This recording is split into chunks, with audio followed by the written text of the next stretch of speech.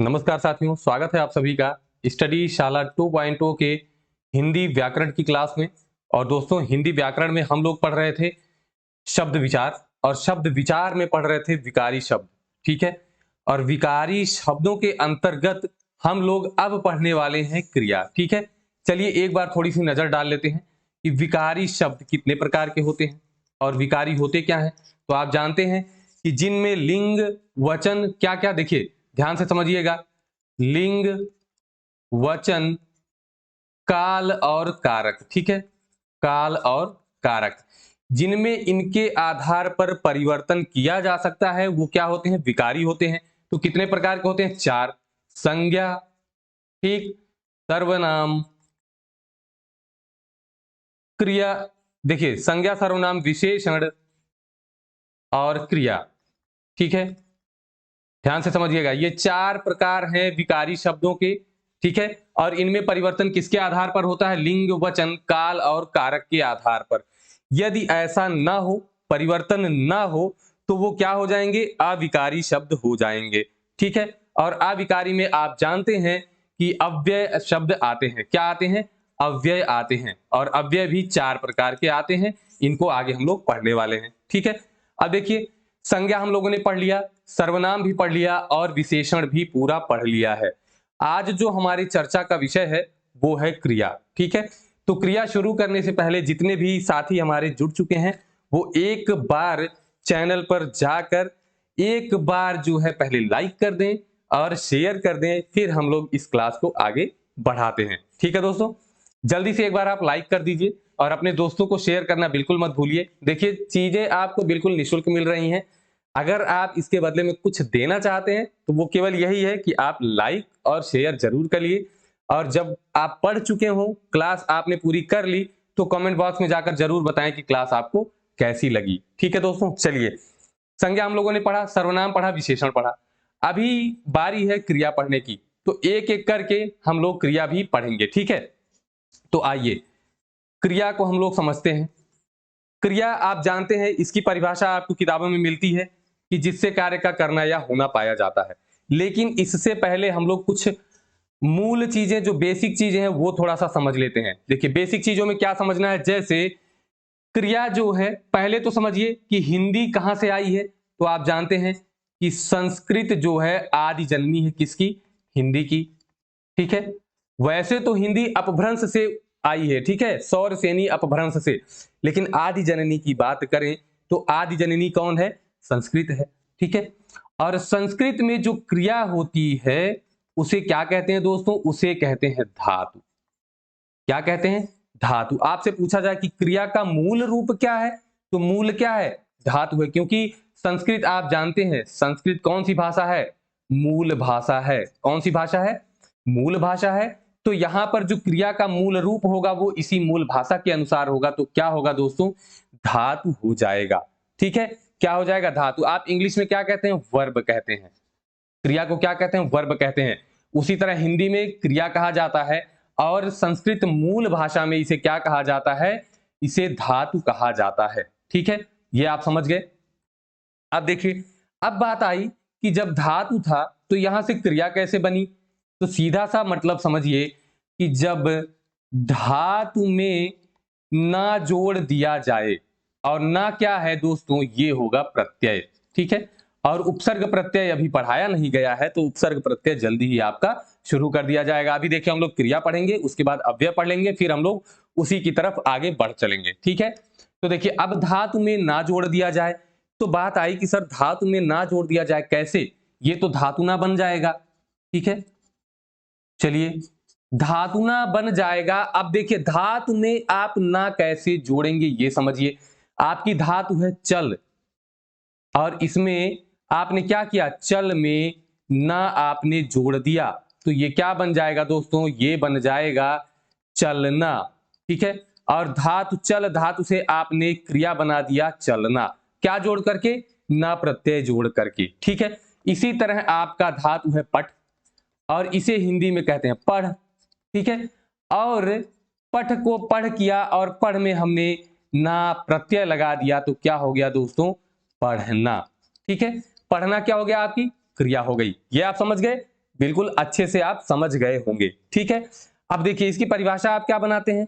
अब देखिए ये जो शब्द हैं इससे कोई कार्य पता चल रहा है कि कोई कार्य हो रहा है। ठीक, तो जिन शब्दों से ये क्या है दोस्तों, शब्द हैं, अभी वाक्य में हो या ना हो, आपको वाक्य लगाना जरूरी नहीं है कि वाक्य में प्रयुक्त शब्दों से जिससे क्रिया का करना या होना पाया जाता है, ऐसा कुछ नहीं है, क्योंकि अभी तो ये आपका शब्द है।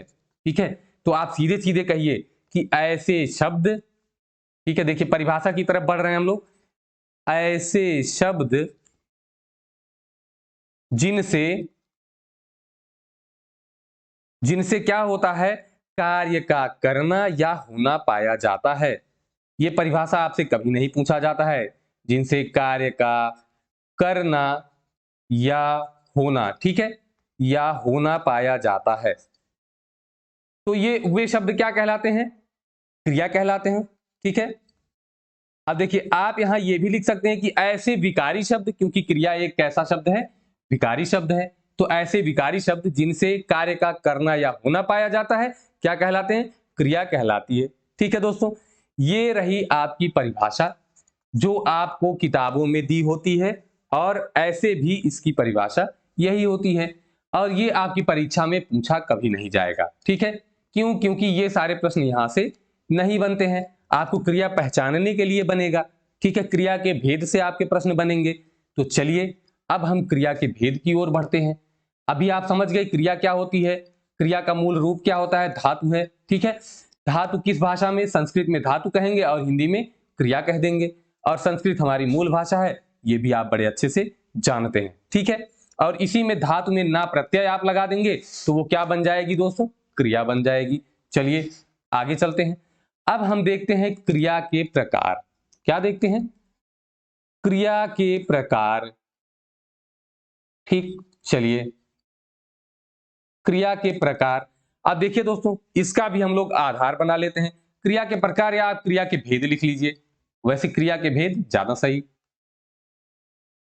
चलिए अब क्रिया के भेद आप समझिए कि कितने भेद होंगे, किस आधार पर होंगे।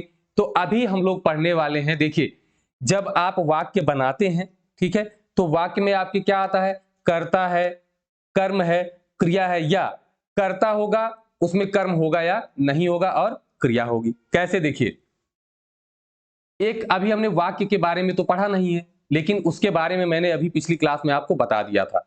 ठीक है, तो अब यहां पर समझिए कैसे, एक होता है आपका वाक्य में कर्ता होगा, इसके बाद कर्म होगा, और इसके बाद होगी क्रिया। ये आपका वाक्य बनता है। ठीक है, अब इसमें भी समझिए क्या होता है, इस क्रिया का प्रभाव या तो कर्ता पर पड़ता है या तो कर्म पर पड़ता है। ठीक है, ये कंडीशन हो गई। दूसरी कंडीशन आपकी ये हो जाएगी कि कर्ता दिया है और सीधे क्रिया आ गई, कर्म है ही नहीं इसमें, तो यहां पर जो क्रिया का प्रभाव पड़ेगा वो कहां पड़ जाएगा, सीधे कर्ता पर पड़ जाएगा। अगर हम कर्म हटा दें तो सीधे कर्ता पर पड़ जाएगा, और अगर हम कर्ता हटा दें तो क्रिया का प्रभाव कहां पड़ जाएगा, सीधे कर्म पर पड़ जाएगा। ठीक है दोस्तों, अब देखिए दो वाक्य आपके सामने, एक में कर्म है और एक में कर्म नहीं है। ठीक है, माफ कीजिएगा, यहां देखिए थोड़ा सा आप फिर से समझिए, यहां कर्ता को तो हटाया नहीं जा सकता। ठीक है, ये देखिए, माफ कीजिएगा, यहां पर जो है कर्ता हो और उसके साथ कर्म अगर आ जाता है तो क्रिया का प्रभाव सीधे कर्म पर पड़ जाएगा, और अगर कर्म नहीं है तो क्रिया का प्रभाव कर्ता पर पड़ जाएगा। ठीक है, देखिए कर्ता के बाद यदि कर्म आ जाता है तो क्रिया का प्रभाव किस पर पड़ने लगेगा, कर्म पर, और कर्ता के बाद कर्म अगर नहीं है तो क्रिया का प्रभाव सीधे कर्ता पर पड़ जाता है। ठीक है, अब देखिए इस आधार पर आपके पास दो प्रकार आ गए। किस आधार पर, कर्म के आधार पर। किसके आधार पर, कर्म के आधार पर। ये हम पहला आधार बना ले रहे हैं, कर्म के आधार पर। अब आपने देखा कि कर्म के आधार पर कौन कौन से प्रकार आपके बन गए, एक हुआ जिसमें कर्म नहीं है, केवल कर्ता है, तो इसे आपने कह दिया पहला आपका जो प्रकार हो गया आकर्मक, और दूसरा जो आपका प्रकार आ गया वो हो गया सकर्मक। अब देखिए कैसे, इन शब्दों को एक बार तोड़कर समझिए। मैंने बताया था आपको, हिंदी में अगर आप शब्दों को तोड़कर अर्थ समझना जान गए तो बड़े आराम से समझ जाएंगे। देखिए, आ मतलब नहीं या बिना, ठीक है, या रहित, ठीक, और कर्मक मतलब हो जाएगा कर्म, अर्थात अकर्मक का क्या मतलब हो जाएगा कि कर्म रहित, ठीक है, या कर्म के बिना, या इसमें कर्म नहीं होगा। और सा मतलब होता है सहित, तो यहां पर क्या होगा, कर्म होगा, ठीक है, मतलब अकर्मक में कर्म नहीं होगा और सकर्मक में कर्म होगा। ठीक है, ये चीज आप समझ गए बड़े अच्छे से। आइए, यहां पर थोड़ा जगह कम पड़ जाएगी, तो अगले पेज पर हम लोग लिखते हैं, ठीक है।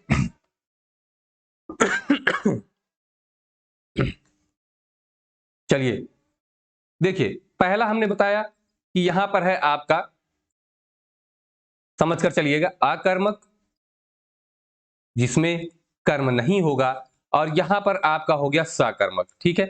यहीं पर अभी हम लोग सारी चीजें स्पष्ट करने वाले हैं। अब देखिए, यहां पर आपको पता चल गया कि इसमें कर्म नहीं होगा और इसमें कर्म होगा। अब जब कर्म नहीं होगा तो मैंने बताया था कि क्रिया का प्रभाव सीधे कहां पड़ जाएगा, सीधे कर्ता पर पड़ जाएगा, ठीक है। तो क्रिया का प्रभाव कहां पड़ जाएगा, कर्ता पर, ठीक। और देखिए, दूसरी चीज ये थी कि यहां पर कर्म प्रयुक्त नहीं होता है, तो कर्म, सही बात है, कर्म अगर होगा तो कर्म पर प्रभाव पड़ जाएगा। यहां तो नाम से स्पष्ट है कि कर्म नहीं होगा, तो कर्म क्या हो जाएगा, कर्म प्रयुक्त नहीं होगा। ये चीज आपकी हो गई, ठीक है। अब इसके उदाहरण मैं आपको बता दूं, क्योंकि उदाहरण भी आपसे पूछे जाते हैं और कैसे वो पता करना है ये भी मैं आपको बताने वाला हूं, ठीक है। चलिए, इसमें आपका उदाहरण हो जाएगा, देखिए, उदाहरण में आप लिख सकते हैं चलना, सोना, उठना। कैसे पता लगाना है कि सकर्मक है कि अकर्मक, इसके अभी बहुत सारे तरीके मैं आपको बताने वाला हूं, ठीक है। रोना हो गया, ठीक है, सोना आपने लिख लिया है, नहाना, उठना, हंसना, सारी चीजें हैं, नहाना है, उठना है, हंसना है, इस तरह की क्रियाएं क्या हो जाएंगी, अकर्मक क्रियाएं हो जाएंगी। कैसे, अभी आपको उदाहरण के माध्यम से बिल्कुल बताएंगे। अब यहां आइए, इसको भी समझिए कि यहां पर आपको पता है कि क्रिया का प्रभाव किस पर पड़ जाएगा, क्योंकि कर्म आ जाएगा, तो क्रिया का जो प्रभाव होगा वो किस पर होगा, कर्म पर होगा। किस पर, कर्म पर। और दूसरी चीज ये होगी कि कर्म प्रयुक्त होगा या नहीं होगा, तो आप जानते हैं कि क्रिया के साथ, ठीक है, क्रिया के साथ कर्म भी प्रयुक्त होगा, ठीक है। कर्म क्या होगा, माफ कीजिएगा बहुत किनारे हो गया, कर्म प्रयुक्त होगा, ठीक है। एक मिनट, क्रिया के साथ कर्म भी प्रयुक्त होगा, ठीक है। ये दो चीजें आप समझ गए। अब इसके कुछ उदाहरण भी आप देख लीजिए। चलिए, उदाहरण भी हम लोग समझ लेते हैं, अभी इनको मैं बताने वाला हूं कि कैसे। लिखना, पढ़ना, ठीक है, खाना, पीना, ये सारी जो आपकी क्रियाएं हैं ये सकर्मक होती हैं। देखना, ठीक है, ये क्रियाएं आपकी कैसी हो जाएंगी, सकर्मक हो जाएंगी। अब चलिए, आपके लिए मैं एक प्रश्न लिखता हूं, उसके बाद उसी के आधार पर पहचानने के तरीके आपको बताना शुरू कर देता हूं, ठीक है। आपके मन में कई सारे सवाल उठते होंगे, जैसे पक्षी आकाश में उड़ते हैं, पेड़ से पत्ता गिरता है, बूंद बूंद से घड़ा भरता है, ठीक है। तो इन सभी सवालों का जवाब आपको मिलने वाला है, ठीक है दोस्तों। चलिए, धीरे धीरे हम लोग एक एक करके आगे बढ़ते हैं, ठीक है। पता कैसे लगाना है ये भी मैं आपको बताने वाला हूं, उसके भी कई सारे नियम आप एक पढ़ते होंगे कि क्या या किसको या किससे, ठीक है। ये आप पूछ करके, इन सभी इनका प्रयोग करके आप बताते हैं कि हाँ, इससे पता चल जाएगा, ठीक है। तो दोस्तों, उसके अलावा भी मैं आपको आज बहुत सारी चीजें बताने वाला हूं। क्या क्या, ध्यान से समझिएगा। देखिए, मैं आपके सामने एक प्रश्न लिखता हूं, या आप उसको उदाहरण समझिएगा कि निम्न में, ठीक है, ये प्रश्न परीक्षा में आया हुआ है कि निम्न में अकर्मक क्रिया बताइए, अकर्मक क्रिया कौन सी है? ठीक, अब देखिए उदाहरण आपके सामने क्या क्या है, ऑप्शन में आपके सामने क्या क्या है। देखिए ऑप्शन में अलग से लिखता हूं, खाना एक हो गया, अभी पीछे जो आपने पढ़ा उसको भूल जाइए, ठीक है। सोना, पीना, ठीक है। और आपके पास मैं एक लिख देता हूं, देखना। अब देखिए यहीं से आपको समझ में आ जाएगा कि आपका सकर्मक और अकर्मक कैसे आप पहचानेंगे, ठीक है। एक तरीका मैं आपको बता दे रहा हूं, यहां पर समझिए, एक एक तरीके आप नोट करते चलेंगे। पहला आपका तरीका है कि आप क्या प्रश्न कर लीजिए, ठीक है, क्या प्रश्न कर लीजिए तो इस तरीके की क्रियाओं का उत्तर आपको मिल जाएगा। कैसे कर लीजिए? क्या का प्रयोग कर लीजिए। अगर आप क्या का प्रयोग करते हैं और उसका उत्तर आपको मिलता है तो आप तुरंत जो है आप समझ जाएंगे कि अकर्मक है या सकर्मक। कैसे? आपने कहा कि क्या खाया या क्या खाता है, तो आपने कहा रोटी खाता है, तो आपने क्या लगाया? सेब खाता है, आम खाता है, तो इसका उत्तर मिला आपको, तो ये क्या हो गया? ये सकर्मक हो गया आपका। क्या का उत्तर मिला तो सकर्मक। क्या पीता है? पानी पीता है, तो ये भी क्या हो गया? सकर्मक, मतलब अकर्मक नहीं है। देखना, क्या देखता है? तो आपने तुरंत कहा टीवी देखता है, ठीक है। टीवी देखता है तो ये भी क्या हो गया? सकर्मक हो गया, मतलब अकर्मक नहीं है। अब आप बताइए क्या सोता है? क्या इसका उत्तर आपको मिलेगा? बिल्कुल नहीं मिलेगा दोस्तों, तो ये आपका क्या हो जाएगा? अकर्मक हो जाएगा। तो आपके पास पहचानने का पहला तरीका कि आप क्या लगा करके प्रश्न पूछिए, यदि उसका उत्तर आपको मिलता है तो आप तुरंत कहिएगा कि ये जो है सकर्मक है। यदि उत्तर नहीं मिलता है तो वो क्या हो जाएगा? अकर्मक।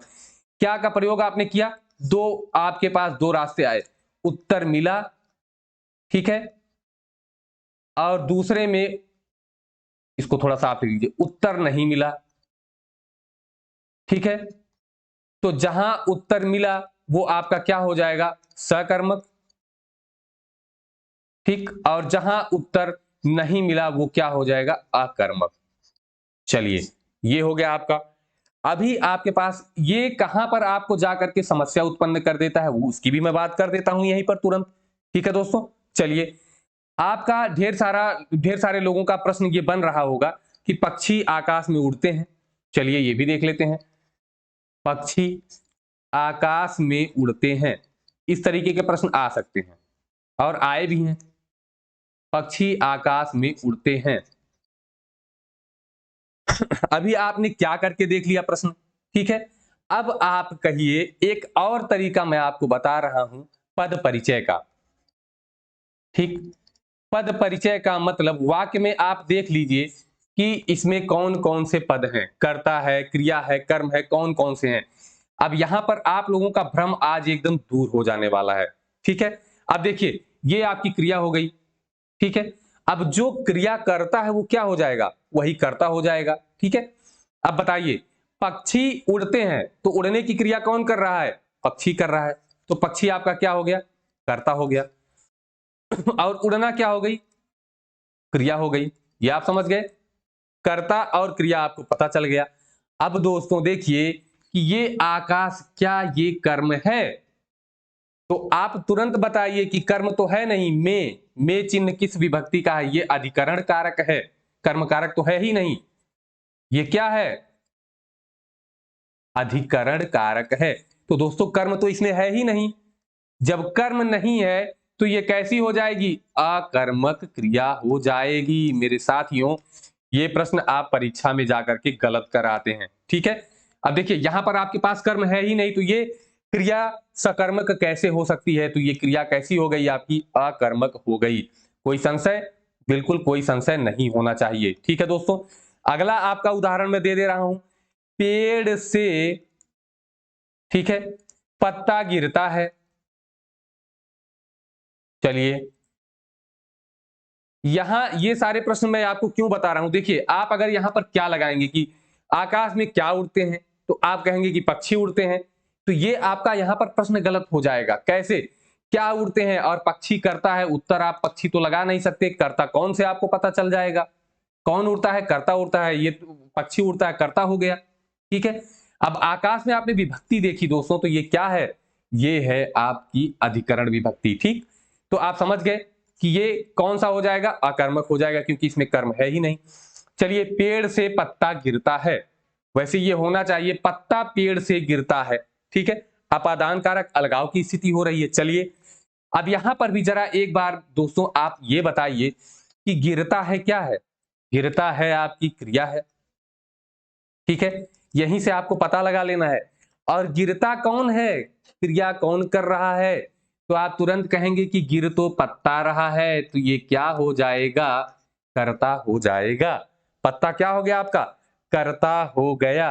अब चलिए, पेड़ से क्या हो गया, यहां से अलगाव हो रहा है तो अपादान हो गया, अपादान कारक हो गया। अब बताइए कि यहां पर कर्म कहां है, कर्म तो है ही नहीं, तो ये क्रिया कैसी हो जाएगी दोस्तों, ये हो जाएगी अकर्मक। अभी आप समझ गए, बिल्कुल अच्छे से आप समझ गए होंगे। पद परिचय में आप कर्ता, कर्म, ठीक है, और क्रिया, ये आप पता लगा लीजिए। जहां आपको कर्म दिख जाए वो सकर्मक, जहां ना दिखे वो अकर्मक। बिल्कुल यहां पर बड़े आराम से आप लगा सकते हैं, बहुत ही आसान तरीके से। बूंद बूंद से घड़ा भरता है, फिर से वही बात एकदम।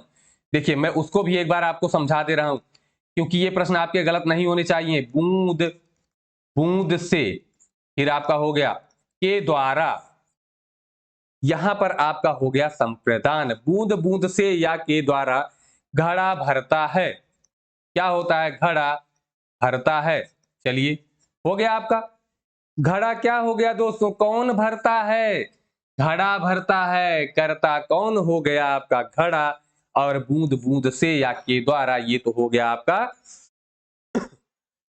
कर्ता ने कर्म को करण से के द्वारा, करण कारक हो गया। समझ गए आप। चलिए, ये भी आपका यहां पर क्लियर हो गया। तो यहां भी कर्म नहीं है, तो ये कैसी क्रिया हो गई, अकर्मक क्रिया हो गई। चले, अब आगे हम लोग चलते हैं। दो तरीके आपके पता चल गए। एक कौन सा तरीका था, एक तरीका क्या प्रयोग करके आप प्रश्न कर लिए, उत्तर मिला तो सकर्मक, नहीं मिला तो अकर्मक, प्रश्न आपका सही होना चाहिए। ठीक है, अगला आपने किया कि पद परिचय आपने निकाल लिया, कर्ता, कर्म और क्रिया पता कर लिया। तो वहां अगर कर्म मिला तो सकर्मक, और कर्म नहीं मिला तो अकर्मक। ये आपने बहुत अच्छे से पढ़ लिया। अब आगे चलते हैं। देखिए, यहां और समझ लीजिए थोड़ा सा। जैसे मोहन चलता है, मोहन चलता है, ये आप समझ गए। एक और लिख लीजिए कि मोहन अखबार पढ़ता है, या मोहन तेज चलता है। अब आपको क्रिया के पहले एक और शब्द मिल गया, और मोहन अखबार पढ़ता है। ठीक, मोहन अखबार पढ़ता है। आपको ये सारी चीजें समझकर चलनी है, क्योंकि परीक्षा में ये गलत नहीं होना चाहिए। ठीक, अब चलिए, मोहन करता और चलता है क्रिया, क्रिया और कर्ता, तो यहां पर कर्म आपको मिला नहीं, तो ये हो गया आपका अकर्मक। ठीक, अब यहां आया मोहन कर्ता और चलता है क्रिया। अब बात आई कि क्या ये कर्म है। आप यहां पर के से क्या से प्रश्न कर लीजिए, क्या चलता है, तो यहां पर आपको कोई उत्तर नहीं मिलेगा। कौन चलता है, मोहन चलता है, वो तो कर्ता हो गया। तो ये क्या है, ये क्रिया की विशेषता बता रहा है दोस्तों। तो ये आपका हो गया क्रिया विशेषण, इसको हम लोग अव्यय में पढ़ने वाले हैं। ठीक है, अब यहां पर आइए। मोहन अखबार पढ़ता है, पढ़ना हो गया क्रिया, मोहन करता, अब क्या पढ़ता है दोस्तों, तो अखबार पढ़ता है, तो ये क्या हो गया आपका कर्म, और ये आपका हो गया सकर्मक, और ये आपका हो गया अकर्मक। ठीक है, ये दोनों चीजें, तीनों चीजें आप बड़े आराम से समझ गए होंगे। ठीक है, तो ये आपने पद परिचय से पता कर लिया कि सकर्मक है या अकर्मक है। चलिए, अब आपको एक जबरदस्त तरीका मैं बताने वाला हूं, और वो जबरदस्त तरीका क्या है दोस्तों, बहुत अच्छे से समझिएगा। देखिए, जबरदस्त तरीका ये है कि यदि, ठीक है, पहचानने का तरीका देखिए, यदि, ठीक है, कर्ता के साथ, कर्ता के साथ ने लगा हो तो, ठीक है, कर्ता के साथ ने लगा हो तो आप तुरंत कह दीजिएगा कि ये क्या हो जाएगा, सकर्मक हो जाएगा। कहीं भी आपको कर्ता दिखे उसके साथ ने मिल जाए आपको तो तुरंत आप बताइए कि ये सकर्मक है। ठीक है, एकदम तुरंत आप बता दीजिए सकर्मक है। ठीक है, ये तरीका आपका हो गया। जैसे जैसे आपके पास उदाहरण में लिखता हूं कि राम ने खाना खाया। ठीक, आप बताइए, ने आया, आपने ने देखा तुरंत कुछ सोचना ही नहीं है, सकर्मक, तुरंत टिक करिए सकर्मक पे, क्योंकि यहां देखिए खाना भी आ गया, ने के बाद कोई ना कोई कर्म जरूर होगा। ठीक है दोस्तों, तो जहां भी कर्ता के साथ आपको ने दिख जाए आप उसको मारिए तुरंत सकर्मक। ठीक है, अब एक फैक्ट और यही समझ लीजिए कि जब भी कर्ता के साथ ने आता है तो वो क्रिया कैसी हो जाती है, भूतकाल की हो जाती है। ठीक है, देखिए जैसे राम ने खाना खाया, ठीक है, तो भूतकाल, बिल्कुल आप समझ गए। राम ने गाड़ी चलाई तो भूतकाल। ठीक है, ये आपने समझ लिया। अलग से वाक्य के साथ समझिए, आपको अगर दे दिया जाए राम खाना खाता है, खाना खाता है, यहां ने नहीं है, तो आप एक तरीका अपनाइए। आप जानते हैं कि अगर ने आ गया और भूतकाल हो गया और ने आ गया तो सकर्मक, आप तुरंत खाता है क्रिया को पूर्ण भूतकाल कर दीजिए। कैसे, राम ने खाना खाया, भूतकाल करेंगे तो राम ने खाना खाया। अब दोस्तों फिर से आपके पास ने मिल गया, आपने क्रिया का काल क्या बना दिया, भूतकाल। ठीक है, भूतकाल जैसे आपने बनाया तो आपको राम के साथ ने मिला। ठीक है, तो आप तुरंत कहेंगे कि हाँ ये तो सकर्मक है, आगे देखने की जरूरत ही नहीं। जहां भी आप कंफ्यूज हो इस तरह से आप तुरंत लगा सकते हैं। ठीक है, और एक चीज और यही आप समझ लीजिए कि यदि ऐसा होता है कर्ता के साथ इस तरह से आता है तो ये हमेशा कर्तृवाच्य होगा। कौन सा, कर्तृवाच्य होगा। आपकी परीक्षा में पूछा जाता है कर्तृवाच्य, कर्मवाच्य और भाववाच्य, जहां भी ये आ जाए आपका, ठीक है, जहां भी ने आपको मिल जाए कर्ता के साथ आप तुरंत उसको कर्तृवाच्य लगा देंगे। ठीक है दोस्तों, ये आपने यहां पर तीन चीजें समझ ली, ने आ गया, भूतकाल आप बनाकर देख सकते हैं और ये कर्तृवाच्य हो जाएगा। तो कर्ता के साथ जैसे ने आए आप तुरंत उसको मार दीजिए सकर्मक। यदि आपके नहीं समझ में आ रहा है तो क्रिया को भूतकाल बना लीजिए और भूतकाल जैसे आप बनाएंगे तो कर्ता के साथ ने आ जाएगा और जहां आपको ने गिरा, जहां आपको ने मिला आप तुरंत वहीं पर टिक कर देंगे दोस्तों, क्या कि ये है सकर्मक क्रिया है। ठीक है, ये आप बड़े अच्छे से समझ गए होंगे। ठीक, सकर्मक आकर्मक आप बहुत अच्छे से इतना समझ गए होंगे। ठीक है, चलिए अब बात आती है कि किसको मैंने क्यों नहीं बताया। आप प्रश्न क्या बताया, मैंने आपको प्रश्न क्या पूछना है, क्या। ठीक है, क्या से आपने अगर उत्तर मिला तो सकर्मक, नहीं मिला तो आकर्मक। आपको किताबों में मिलता है किससे या किसे, किसको, देखिए क्या मिलता है, किसको या किसे मिल जाता है, प्रश्न कर लीजिए। अब देखिए दोस्तों, अभी आपके पास एक उदाहरण में लिख रहा हूं कि राम ने रावण को मारा, रावण को मारा। अब बताइए दोस्तों कि जब को चिन्ह आपको दिख रहा है तो फिर ये विभक्त, आपको इसमें कारक पता चल ही जाएगा, इसमें तो कोई संशय होगा नहीं। कैसे, को किसका है, कर्म का है, को चिन्ह किस कारक का है, कर्म कारक का है, तो आप तुरंत समझ जाएंगे कि रावण में कौन सा कारक हो जाएगा, कर्म कारक, और कर्म कारक हुआ तो तुरंत क्या हो जाएगा, क्रिया सकर्मक हो जाएगी। ठीक है, अब यही वाक्य शुद्धि से संबंधित एक चीज आप समझ लीजिए कि जब भी कर्म सजीव होगा, ठीक है, सजीव होगा तो इसके साथ हमेशा को प्रयुक्त होगा और निर्जीव होगा तो को प्रयुक्त नहीं होगा। ठीक है, तो को प्रयुक्त नहीं होगा, ये वाक्य शुद्धि में आपको फिर से हम बताएंगे। ठीक है दोस्तों, इतनी चीजें आई होप कि आप बड़े अच्छे से समझ गए होंगे। आपसे सकर्मक और आकर्मक पूछा भी जाता है और जो मैंने उदाहरण बताया वो उदाहरण भी आपको पूछे जाते हैं। ठीक है, ये आप समझ गए होंगे बहुत अच्छे से। कैसे, तीन तरीके मैंने आपको बता दिए, कौन कौन से, देखिए एक आपका है, देखिए यहां पर क्या का प्रश्न कर लीजिए आप, और विभक्ति चिन्ह आप अगर किसे कहते हैं, किसे से प्रश्न करते हैं तो आपको विभक्ति चिन्ह मिल ही जाएगा, वहां दिखेगा ही साफ साफ। तो आपका क्या पहला हो गया। दूसरा तरीका आप था कि इसका पद परिचय कर लीजिए, कर्ता, कर्म और क्रिया। अगर आपको मिलता है कर्म तो ये सकर्मक, अगर नहीं मिलता है तो अकर्मक। और उसके बाद मैंने आपको बताया कि कर्ता के साथ अगर ने आपको मिल जाए तो आप तुरंत उसको सकर्मक बना देंगे। ठीक है दोस्तों, अब चलिए आगे आइए। देखिए यहां पर सकर्मक के दो प्रकार होते हैं। किसके? सकर्मक क्रिया के। ठीक है, सकर्मक क्रिया के प्रकार कितने होते हैं? दो होते हैं। अब देखिए कौन कौन से प्रकार होंगे दोस्तों। पहला होता है एक कर्मक, ठीक, और दूसरा होता है द्विकर्मक, या इसी को आपको बहुकर्मक भी मिल जाता है। कौन सा कर्मक?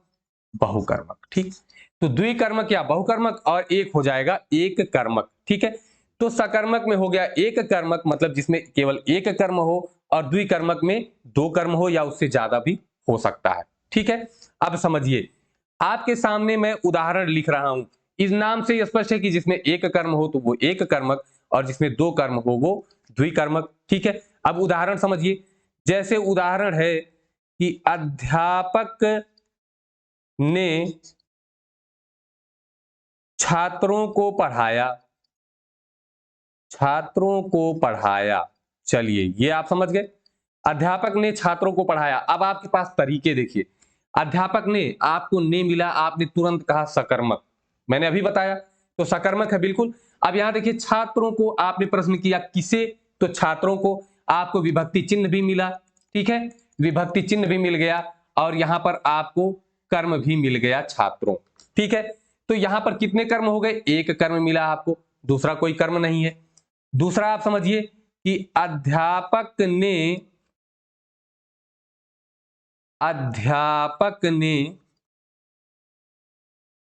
हिंदी पढ़ाई। ठीक है, अध्यापक ने हिंदी पढ़ाई। अब यहां समझिए, फिर आपको ने मिला, आपने समझ लिया कर्म है, और क्या पढ़ाई? हिंदी। ठीक है, निर्जीव है, सजीव नहीं है, तो यहां को का प्रयोग नहीं होगा। तो ये भी आपके पास एक कर्म हो गया। तो दोनों आपके जो वाक्य हैं वो एक कर्मक है। ठीक है, अभी मैं फिर आपको यहां पर एक वाक्य लिखता हूं। चलिए, अध्यापक ने छात्रों को छात्रों को हिंदी पढ़ाई। हिंदी पढ़ाई। ठीक है, अब यहां पर देखिए दोस्तों, आपके पास कितने कर्म हो गए? एक कर्म छात्रों को और दूसरा कर्म हिंदी। दो कर्म आपको मिल गए। एक कर्म आपका मिला छात्रों को, और दूसरा कर्म आपको मिल गया हिंदी। ठीक है, किसके? छात्रों को, क्या? हिंदी। आपके दोनों प्रश्नों का उत्तर यहां पर मिल रहा है। तो ये आपकी ये क्रिया जो हो जाएगी यहां कैसी हो जाएगी? द्विकर्मक हो जाएगी। ठीक है, कैसी क्रिया हो जाएगी? द्विकर्मक क्रिया हो जाएगी। ये आप बड़े अच्छे से समझ गए होंगे। ठीक है, अब चलिए थोड़ा सा और मैं आपको आगे समझाता हूं। कुछ चीजें और यही समझ लीजिए आज, ताकि ये सकर्मक अकर्मक आपका जो टॉपिक है वो पूरा पूरा एकदम समाप्त हो जाए, ताकि अगले दिन हम लोग क्रिया का एक नया पार्ट शुरू कर सकें। ठीक है, चलिए देखिए यहां समझिए। अब यहां पर मैं आपको कुछ उदाहरण लिखता हूं, और उनको एक बार आप समझिए और बताइए कि इसमें कौन सा मतलब एक कर्मक है या द्विकर्मक है, आपसे पूछा जा सकता है। ठीक है, चलिए पहला है कि गीता ने गाय को, या गीता गाय को चारा खिलाती है। ने हटाइए, गीता गाय को चारा खिलाती है। अब बताना है कि कितने कर्म है। ठीक है, ये है। दूसरा मैं लिख दे रहा हूं कि देखिए ध्यान से समझिएगा। राजा ने राजा ने गरीबों को, किसको? गरीबों को कंबल, क्या किया दोस्तों? कंबल दान दिए। अब यहां समझिएगा, यहां आपको ने दिखा। देखिए यहां ने दिख गया, तो आप तुरंत समझ जाएंगे कि क्रिया जो है वो भूतकाल की हो जाएगी, तो दिए हो गया, ठीक है। और इसमें सकर्मक हो जाएगा, गीता गाय को चारा खिलाती है, ये आपके पास एक वाक्य हो गया। और दूसरा है कि राजा ने गरीबों को कंबल दिए, ठीक।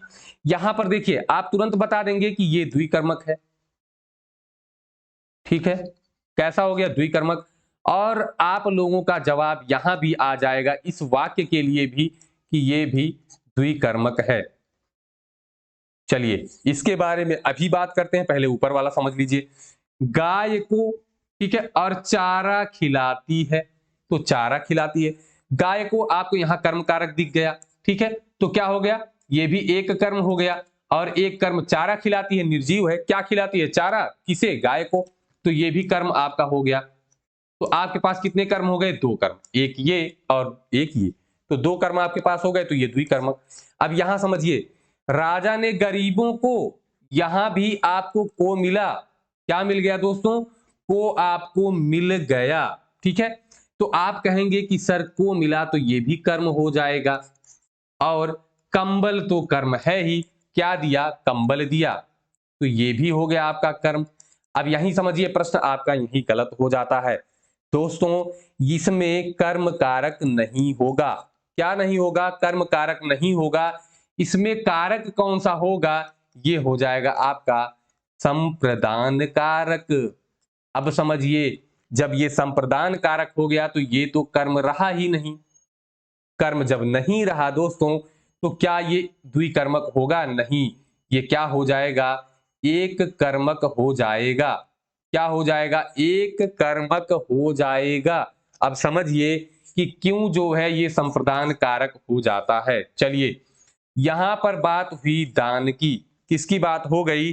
दान की बात हो गई। तो आइए आपको मैं समझाता हूं कि दान की बात जहां पर आती है तो वहां पर क्या होता है। चलिए, दान जो होता है, देखिए दान से आप समझिए कि किस तरह से आपको काम करना है। दान दो तरीके से, यदि हम किसी को कोई चीज देते हैं, दान नहीं, देने की बात हम करते हैं।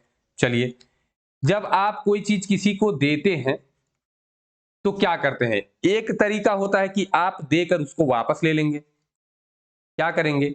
देकर वापस लेना, ठीक है।